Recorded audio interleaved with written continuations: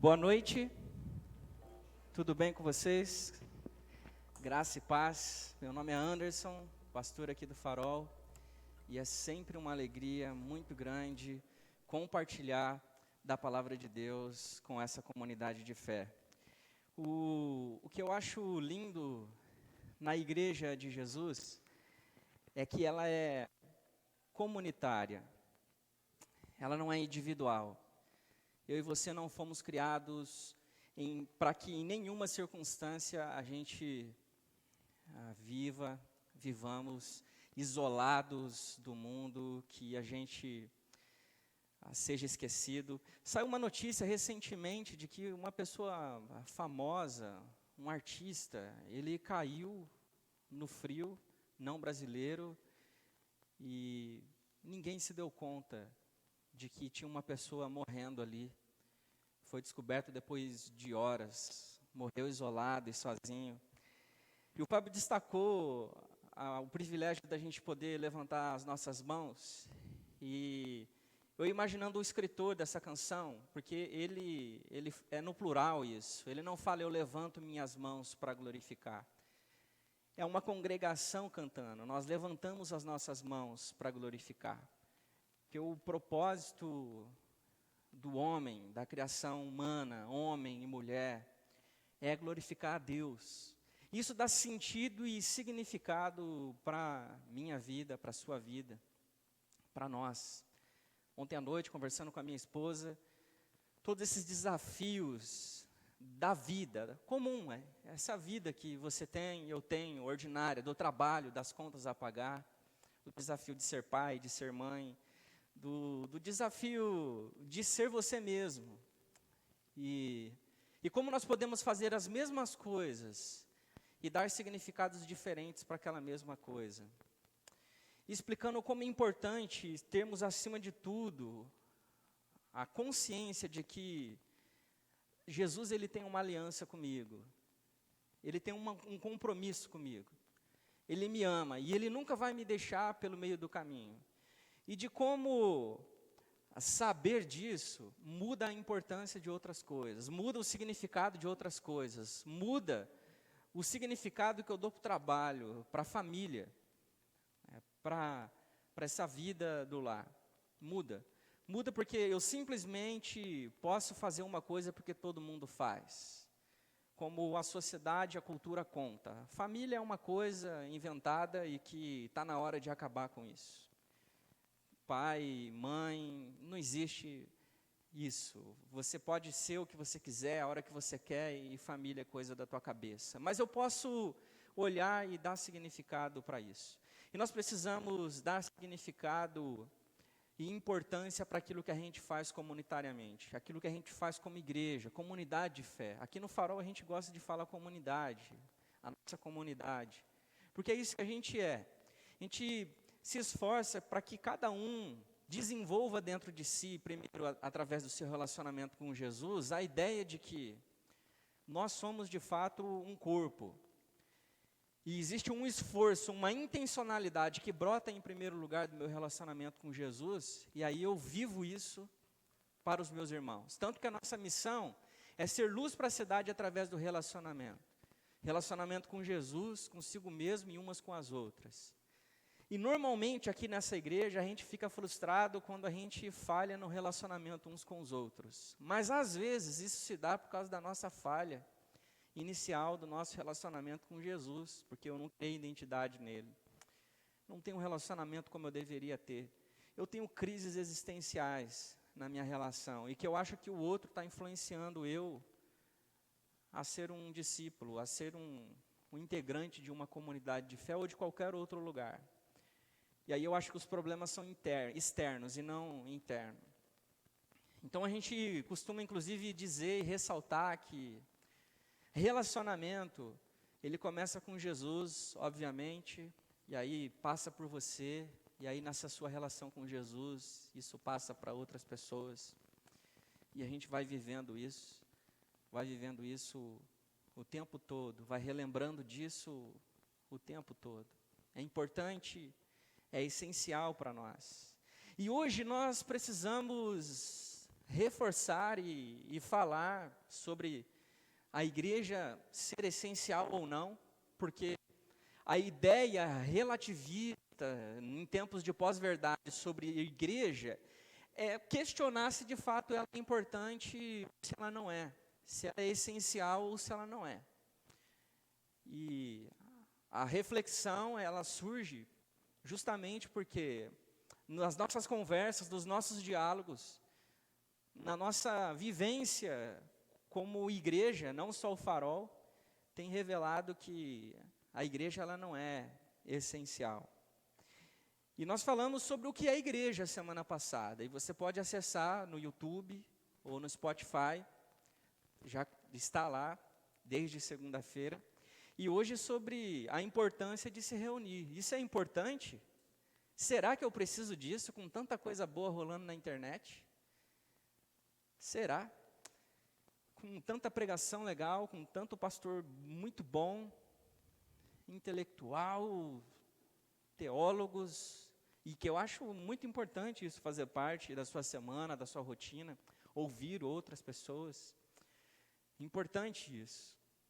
Mas que isso não seja parte essencial daquilo que você vive como igreja, daquilo que você é como discípulo.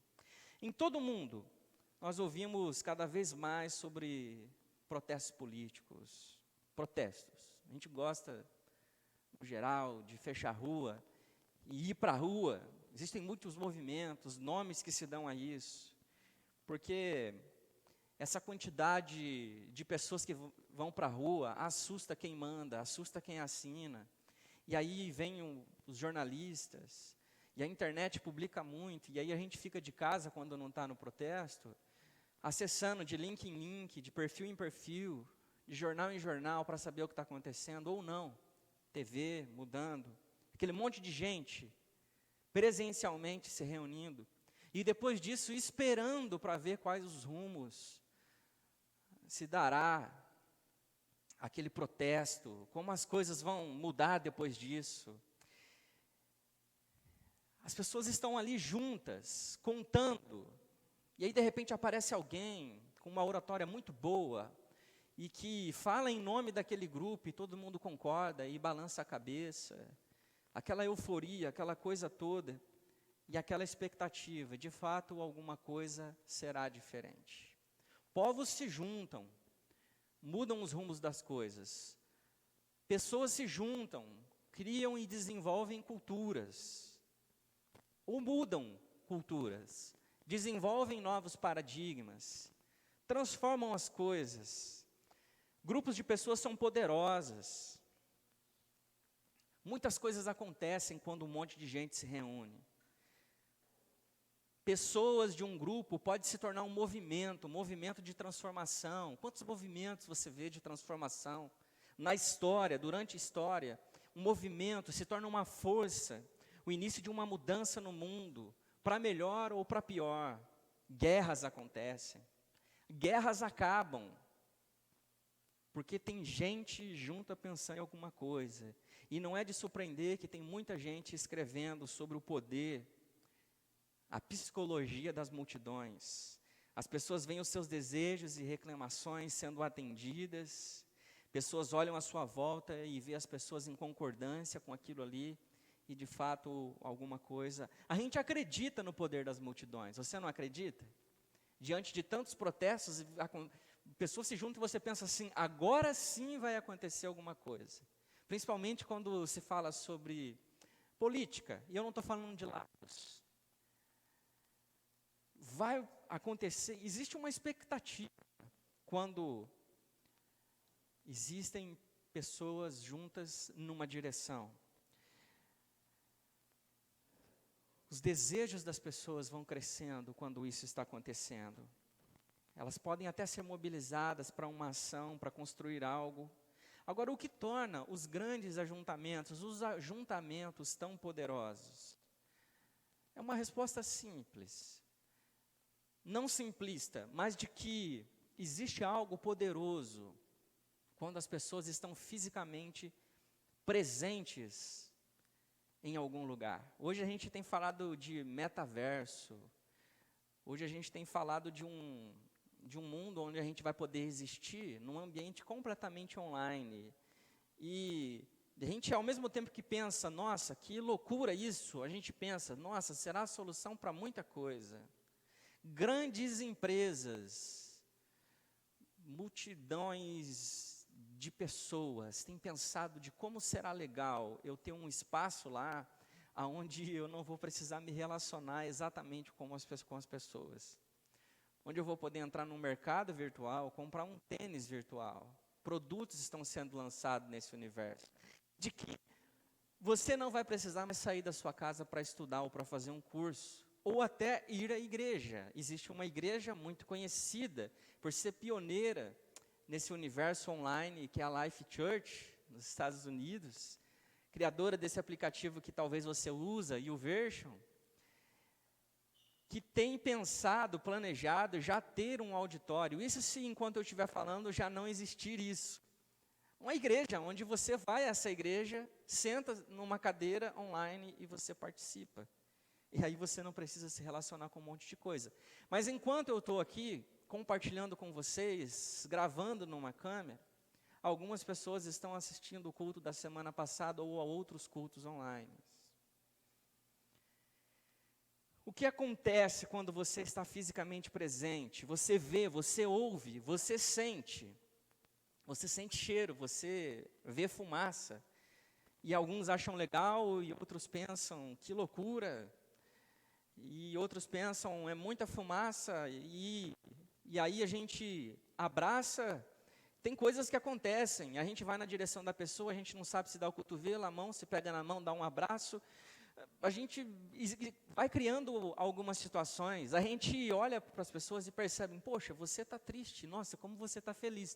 A gente celebra algumas notícias que nós percebemos durante a semana nas redes sociais.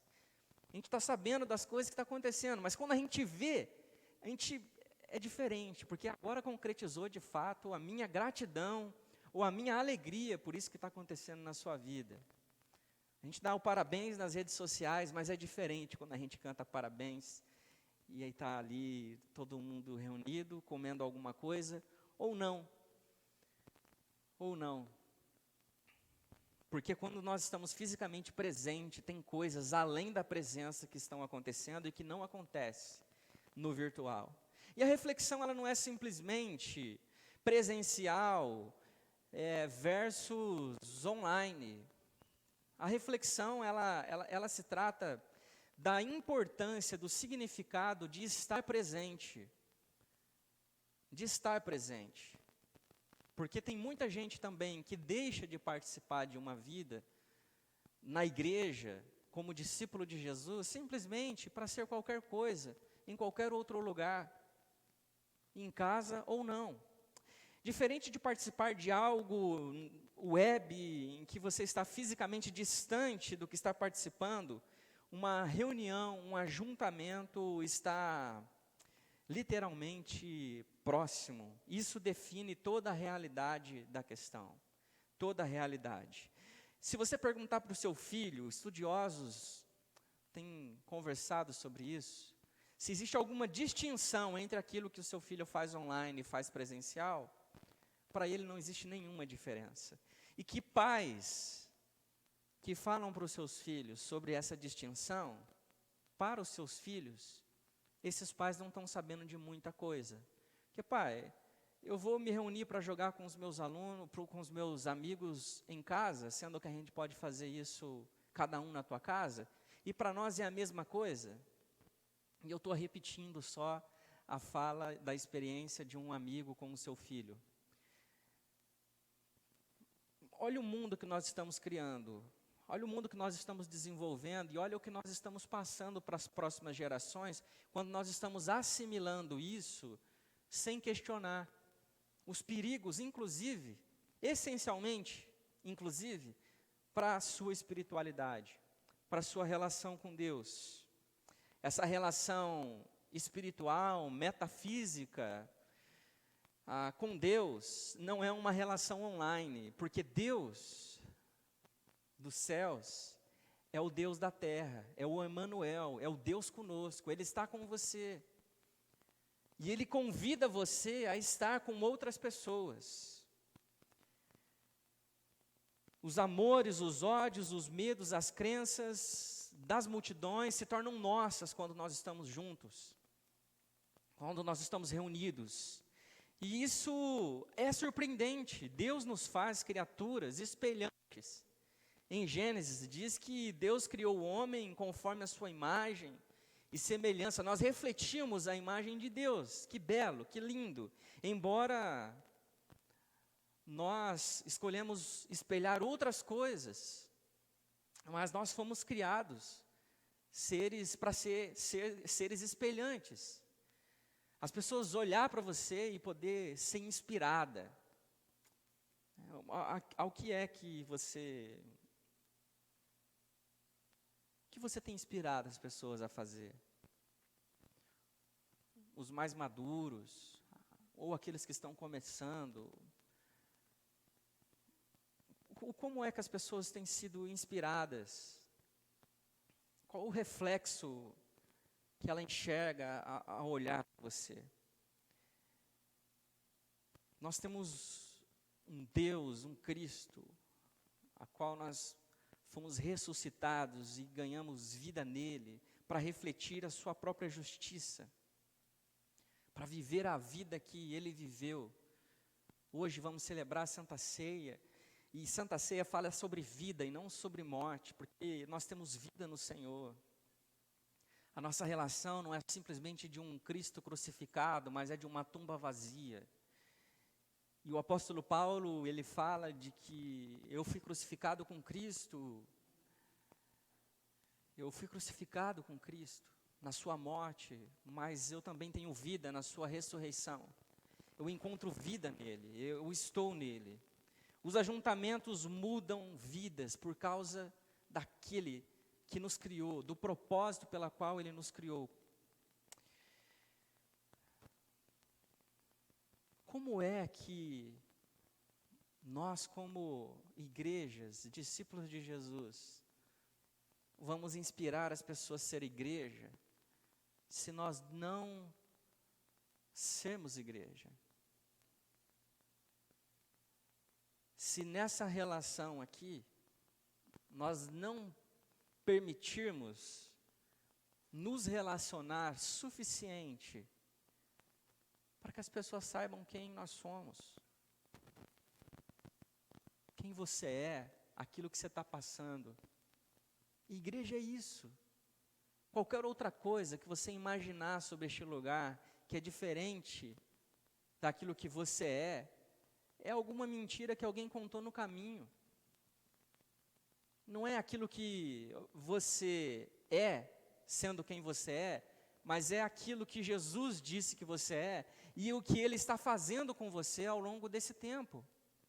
Entende a diferença disso? Eu estou dizendo que o Anderson imperfeito, cheio de dificuldades e problemas, e tentações e pecados, se reúne com um monte de gente pecadora, e isso não tem a ver comigo e com você, porque o centro dessa relação aqui é Jesus, é Jesus. Em Hebreus, no capítulo 10, versículo 24 ao 27, o autor, ele fala sobre uma questão de dificuldade que as pessoas estavam tendo com essa relação. E ele diz: pensemos uns nos outros a fim de ajudarmos todos a terem mais amor e a fazerem o bem. Não abandonemos, como alguns estão fazendo, o costume de assistir às nossas reuniões. Pelo contrário, animemos uns aos outros, e ainda mais agora que vocês veem o dia que está chegando. Pois, se continuarmos a pecar de propósito, depois de conhecer a verdade, já não há mais sacrifício que possa tirar os nossos pecados. Pelo contrário, resta apenas o medo do que acontecerá, medo do julgamento e do fogo violento que destruirá os que são contra Deus. Não abandonemos, como alguns estão fazendo. Vamos pensar uns nos outros, a fim de ajudar uns aos outros. Todos entender mais sobre este amor, a fazerem o bem. E sabe de uma coisa? Isso aqui não é como assistencialismo, de amor, de justiça, que você faz para alguém que você acredita que está precisando de alguma coisa, mas é uma coisa que ela vem de dentro para fora e que ela é construída, nutrida, desenvolvida na comunidade de fé. Não é em outro lugar, não é de outro jeito. Você pode fazer qualquer coisa, você pode fazer todas as coisas em torno da igreja, mas se você não ser igreja, e eu não estou falando ir à igreja, ser igreja, essas outras coisas elas perdem o seu significado. É como acumular um tipo de tesouro que a traça corrói. É como isso. Eu gostaria de compartilhar alguns desafios contemporâneos da nossa fé comunitária. Baseado nisso que o autor aqui de Hebreus está dizendo. Sobre a prática de alguns que está transformando irrelevante aquilo que nós estamos fazendo. Aquilo que deveríamos estar fazendo uns pelos outros. Estando uns com os outros. Nessa reunião, nesse ajuntamento, nós encorajamos uns aos outros, a amar uns aos outros, a compartilhar,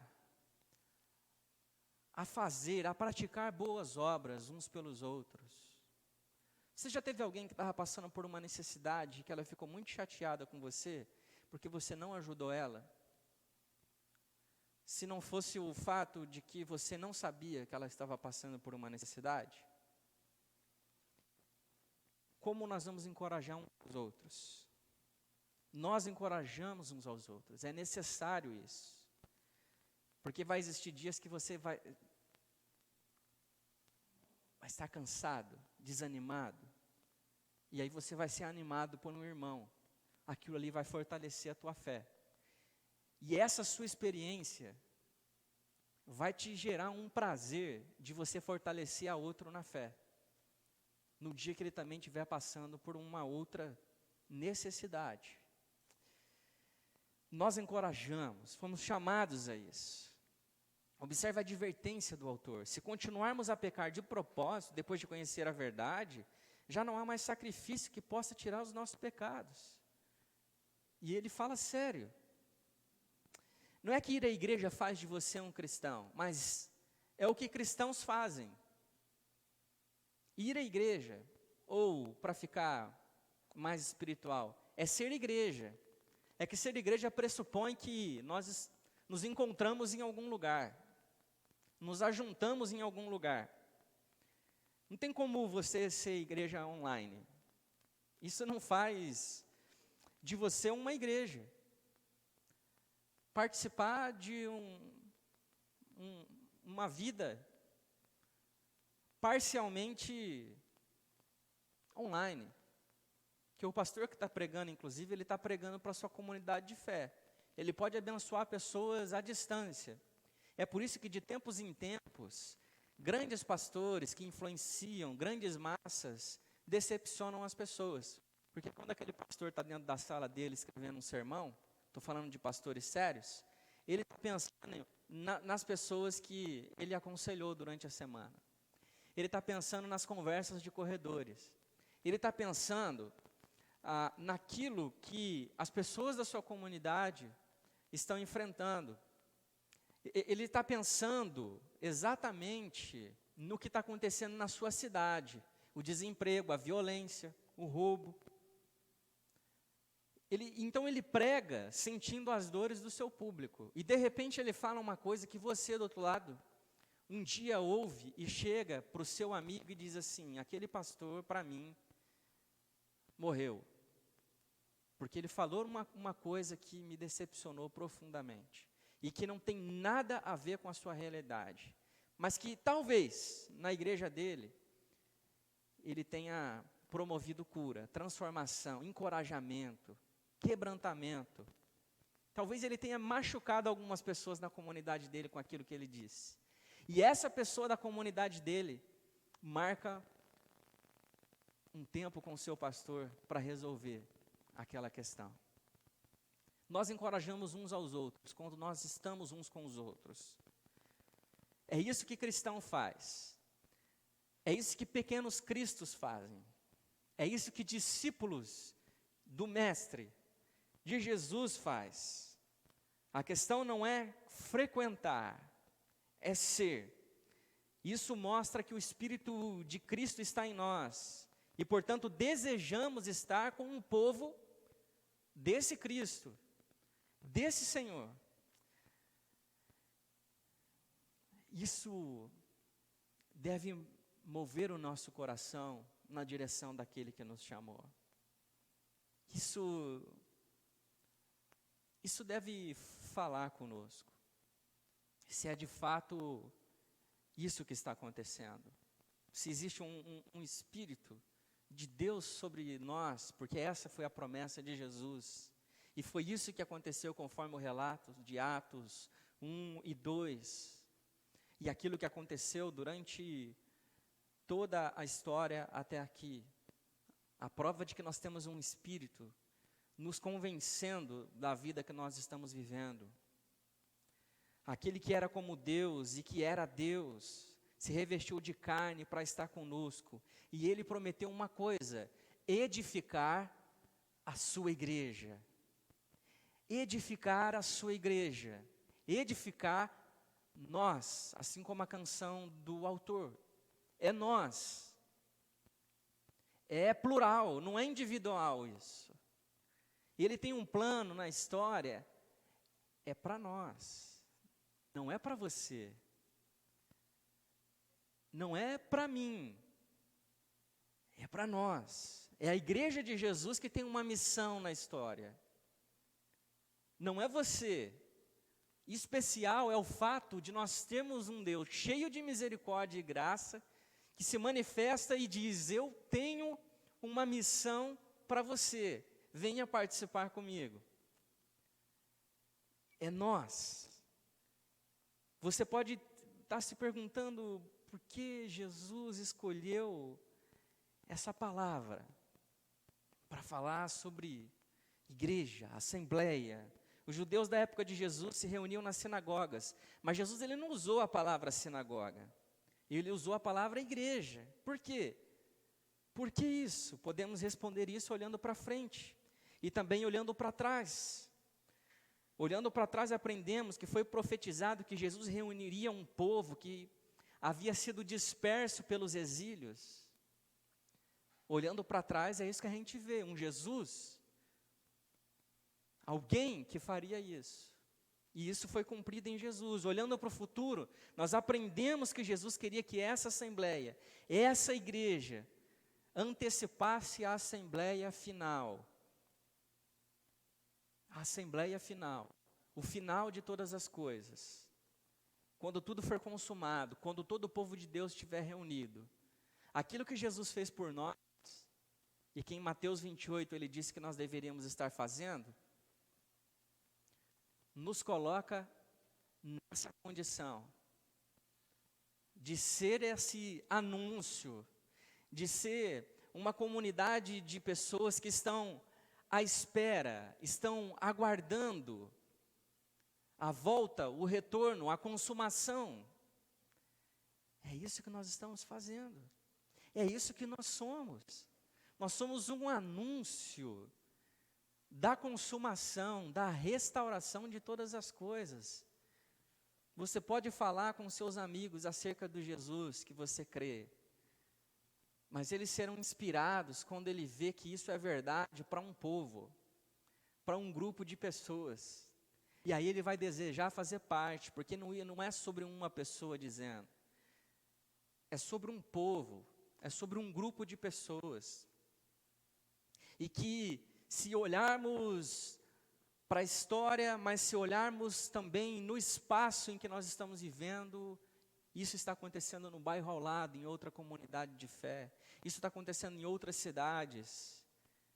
Esse povo que está anunciando. E isso não acontece em outro jeito, a não ser quando nós estamos juntos. As pessoas às vezes gostam de dizer que uma igreja é um povo, não é um lugar. Isso não é novidade para nós aqui. É um pouco mais correto dizer que uma igreja é um povo reunido num só lugar. É um povo reunido num só lugar. E quando a Bíblia diz sobre isso, não é porque não tinha online. É porque um povo só é um povo quando está presente fisicamente. Uma cidade não poderia ser edificada se milhares de pessoas estivessem espalhadas pelo mundo e dizer, eu sou a mesma cidade, do que uma pessoa que está a centenas de quilômetros de mim. Nós somos uma cidade porque nós estamos num lugar. Nós somos cristãos porque pertencemos a alguém, pertencemos a alguma coisa, estamos caminhando numa direção. Olha que presente para mim e para você, um grupo de pessoas reunidos em torno da presença de Jesus, que fala comigo e com você, nos aponta para uma direção, e que esse grupo de pessoas que está aqui agora, tem uma missão de anunciar a boa notícia de que Ele veio, de que o reino de Deus é chegado, e que esse tempo vai se consumar, nós estamos indo para algum lugar, e que existe significado maior do que esses nossos amigos, desconhecidos também que estão por aí, não conhecem. E aí nós compartilhamos uns com os outros, os nossos dramas, os nossos desafios, as nossas alegrias, nós celebramos juntos. E aí aquilo que a igreja de Atos dos Apóstolos estavam vivendo, porque eles descobriram, ganharam significado, e diz que eles andavam por aí, pela cidade, e existia perseguição, eles comiam juntos, eles tinham muitas coisas em comum. Aí a justiça, as boas obras aconteciam, porque agora, diferente dos fariseus, eles não davam porque sobravam, eles davam porque eles tinham tudo o que precisavam. Descobriram que agora eles tinham vida plena em Jesus, e não era sobre o quanto eles tinham, não tinha a ver com posses, não tinha a ver com dinheiro em banco, tinha a ver com um senso de pertencimento, de necessidade. Uau! Que alegria que é ser essa igreja. A questão é que reunir-se regularmente é necessário para que uma igreja seja igreja. Jesus organizou o cristianismo dessa maneira. Sua intuição é centralizar o nosso cristianismo para nos encontrarmos regularmente uns com os outros e ver exatamente aquilo que Ele está fazendo. E ver exatamente o que Ele está fazendo. Essa semana você celebrou algo que aconteceu na sua vida com quantas pessoas? Essa semana você compartilhou uma dificuldade da sua vida com quantas pessoas? Essa semana você resolveu um problema de relacionamento com quem? Com quem?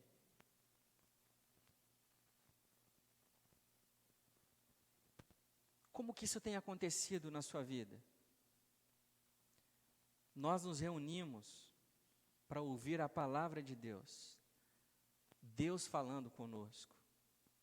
Afinal de contas, é isso que nos distingue dos protestos, para dizer que é a mesma coisa. Porque nós nos reunimos para ouvir a palavra de Deus. Não querer se reunir é não querer ouvir Deus, ou não desejar viver o que aprendeu de Deus.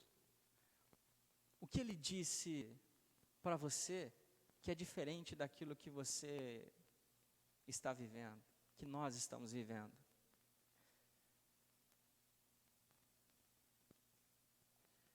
Quando você está vivendo uma experiência comunitária como discípulo de Jesus, distante disso aqui, como que você vai sentir o que seu irmão está sentindo?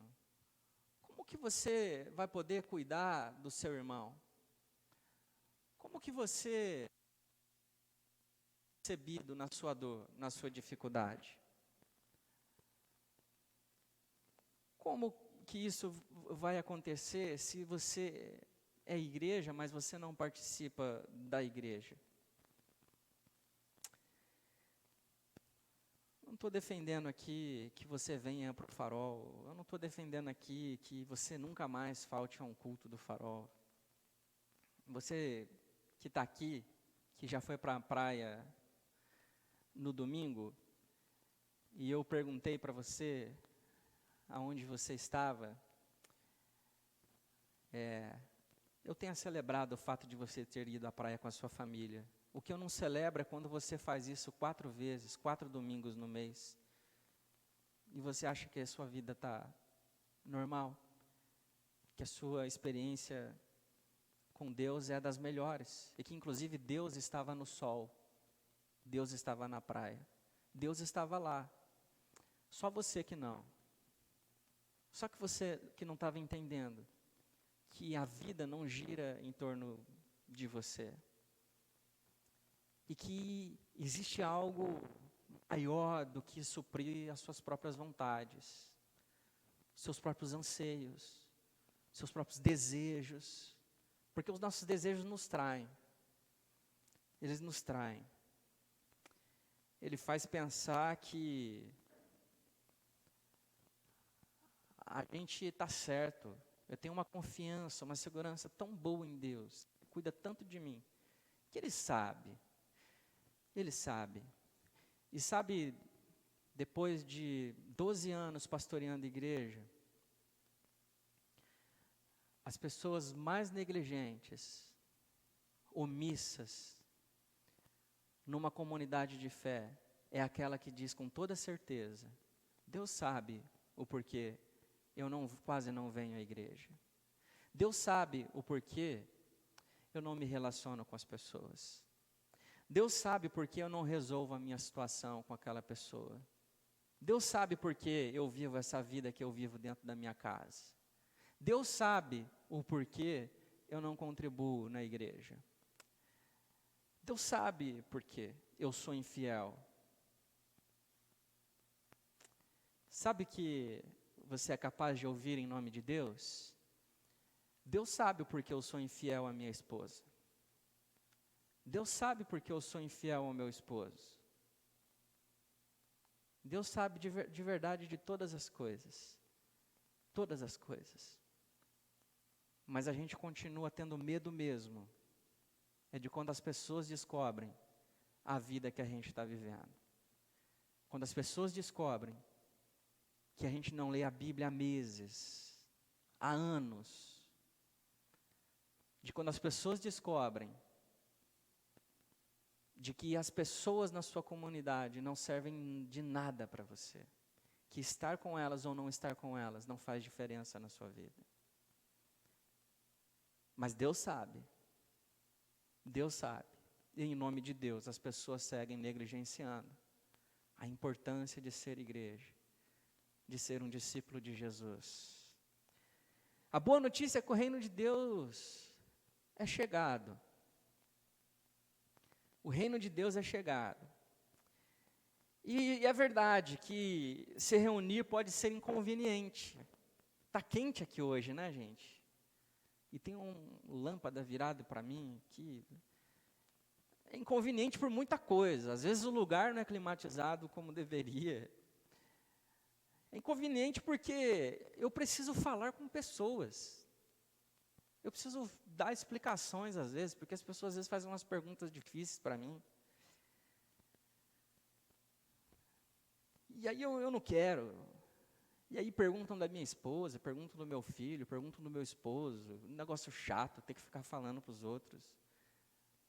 Da onde está, da onde não está, de como foi aquela situação, como não foi aquela situação. Se eu passei no concurso ou não passei. Que dá uma frustração nas pessoas, né? Reprovou no concurso, aí chega 5 irmãos, fica perguntando para ela, ou para ele, e aí tem que ficar lidando com essa coisa. E o filho vai bem e não vai. E tem gente que se incomoda com essas coisas, se incomoda. Então é verdade que ser igreja ou ir à igreja pode ser inconveniente, mas é verdade que o amor também é. O amor também é. Relacionamentos são complicados, é verdade, mas o amor também é. Conversas francas e difíceis são assustadoras, mas o amor, ele também é. O amor também é. Uma igreja reunida é uma embaixada do céu. É uma embaixada do céu, é uma nação totalmente diferente. Peregrinos, exilados, cidadãos do reino de Cristo, dos céus. E você vai ouvir coisas como esperança, como o amor, e é diferente porque quando nós falamos de esperança e de amor, a gente não fala como um coach, a gente não fala como um recorte, uma frase de autoajuda, é porque de fato nós temos esperança, e essa esperança chama-se Jesus, chama-se eternidade, se chama consumação, se chama volta para casa. Esperança de que o choro ele é um instante, mas que a alegria ela é eterna. Então é outra linguagem. Você terá, nessa comunidade, nessa embaixada, você precisa encontrar, nós encontraremos, as pessoas precisam encontrar nesse ambiente um gostinho de festa celestial, de alegria de ser igreja. A gente precisa ser feliz de ser igreja. Eu vivi os últimos meses, 2021 para mim foi um ano muito difícil emocionalmente. E que eu achei que seria difícil começar janeiro, muito cansado. Acho que muita gente se encontrou nessa situação. E os meus amigos, mentores, perguntando como você está. E de fato eu tenho vivido um tempo de renovo, de milagre de Deus sobre minha vida. E esse amigo, mentor, perguntou para mim, como é que você está? Eu falei, às vezes eu me sinto cansado, não estou mais cansado, mas eu estou feliz, eu estou alegre, porque eu amo a igreja de Jesus, eu amo a noiva de Cristo, nós somos a noiva de Cristo, nós precisamos amar isso aqui. Antes do culto começar, a gente estava numa tensão, tentando arrumar os projetores, e eu fico completamente focado, querendo resolver isso, para que a gente tenha uma boa experiência, um melhor ambiente de culto que a gente possa ter, para que só a mensagem incomode as pessoas. Pelo menos isso. E aí a gente fica tenso, tentando resolver todos os detalhes antes de começar, mas com o coração alegre, porque é o momento em que a gente se encontra. As pessoas precisam entender que nessa embaixada existe uma alegria diferente de quando as pessoas se reúnem para ir para uma rave, para ir para um churrasco, para se embriagar até não lembrar mais o que aconteceu. Tem que ser diferente daquele monte de gente que se reúne no seu trabalho, no seu ambiente de trabalho. Precisa ser diferente disso. Precisa ser tão diferente que quando você está nesses outros ambientes, as pessoas elas percebam que a alegria que você tem não depende daquele ambiente, do que as pessoas estão fazendo para você e por você, porque vem de outro lugar a sua fonte. Não apenas isso, nós precisamos experimentar uma outra cultura, que é contracultural, que é uma cultura do reino de Deus, de cidadãos dos céus, da cidade de Deus, e não da cidade dos homens. Os cidadãos celestiais dessa embaixada, eles são pobres de espíritos e mansos. Ao seguir a Cristo, eles têm fome e têm sede de justiça, e eles são puros de coração. Olha a diferença de identidade, são pacificadores, porque eles dão o outro lado da face quando é atingido. Eles andam uma segunda milha, eles dão de presente a sua segunda camisa, o seu segundo calçado. É diferente. E talvez por isso seja tão difícil ser igreja quando nós não estamos vivendo essa identidade, essa cultura. Aí perde significado, porque nós estamos sendo igual a qualquer outra pessoa em qualquer outro lugar. Que Deus tenha misericórdia de nós. Jesus não pediu para nenhum outro lugar fazer o que a sua igreja faz. Não pediu para a ONU, não pediu para nenhuma corte fazer. Ele pediu para a sua igreja. Ele pediu para os humildes e pequenos. Humildes e pequenos. Ele pediu para a sua igreja.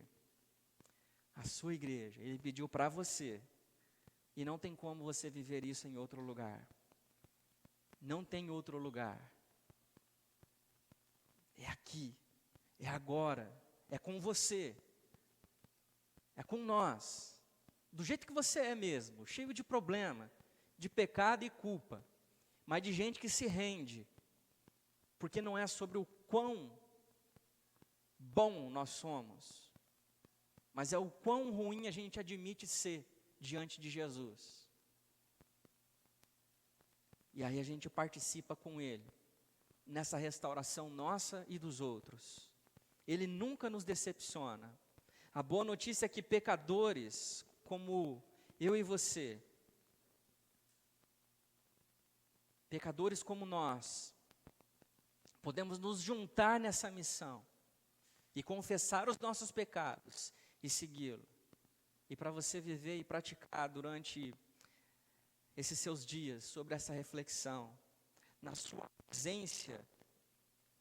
ausência da sua comunidade não é boa para o seu discipulado e a sua fé. Não seja complacente e se esforce para se reunir. Se você puder. Se o seu problema não for Covid ou qualquer outra coisa que te impeça ou que coloque a vida dos outros em risco. Faça tudo o que você puder, se você é um discípulo de Jesus. Alinhe a sua vontade ou a sua falta de vontade de ser igreja com a vontade divina de ser igreja ou de fazer você parte da igreja. Avalie se a sua desmotivação não é pecado. Pecado, gente, preguiça. Ou outras coisas que vão te desanimando na fé.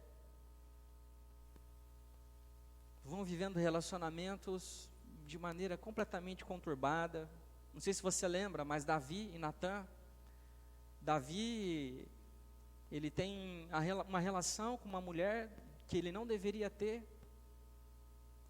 E ele acostuma com o seu pecado.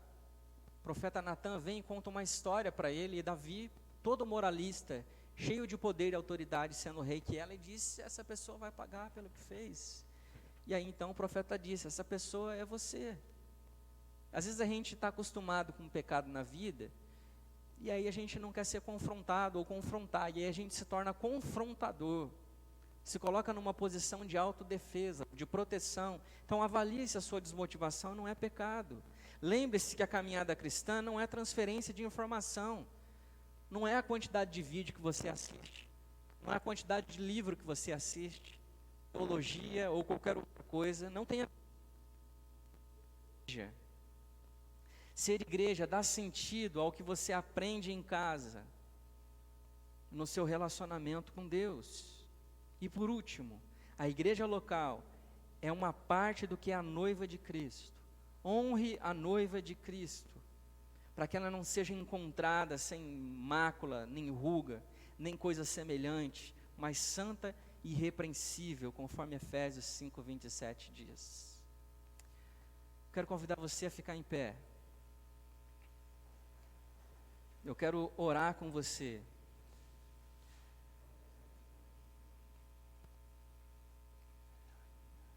Você feche seus olhos e que você reconheça comigo a sua dependência de Cristo e a importância de ser igreja. Obrigado, Senhor Jesus, pelo privilégio de ser o teu povo, teu corpo, tua noiva, a sua igreja, onde o Senhor é o cabeça, aquele que nos conduz. Que a gente possa assumir a nossa identidade de cidadão dos céus, que a gente possa assumir a nossa responsabilidade como discípulos de Jesus, e não fazer como a cultura faz, relativizar, desacreditar da importância de estarmos juntos. Obrigado, Pai, que sejamos renovados pelo Senhor, em nome de Jesus. Você pode se sentar.